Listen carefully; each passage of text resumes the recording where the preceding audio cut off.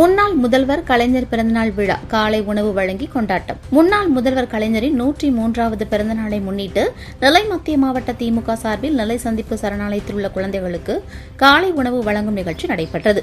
திமுக தலைமை செயற்குழு உறுப்பினரும் முன்னாள் மாநகர செயலாளருமான முன்னாள் எம்எல்ஏவுமான ஏஎல்எஸ் லட்சுமணன், நெல்லை மத்திய மாவட்ட திமுக பொருளாளர் வன்னைசேகர் கலந்து கொண்டு குழந்தைகளுக்கு காலை உணவினை வழங்கினார். இந்த நிகழ்ச்சியில் 12வது வார்டு திமுக செயலாளர் மேகை செல்வம், கழக முன்னோடி வீனஸ் மணி, அரசு வழக்கறிஞர் கந்தசாமி, 3வது வட்ட பிரதிநிதி சிந்து கணேசன், தலைமை கழக பேச்சாளர் ராவணன் உட்பட பலரும் கலந்து கொண்டனர். இந்த நிகழ்ச்சிக்கான ஏற்பாடுகளை நெல்லை மத்திய மாவட்ட திமுக பொறுப்பாளர் வன்னைசேகர் சிறப்பாக செய்திருந்தார்.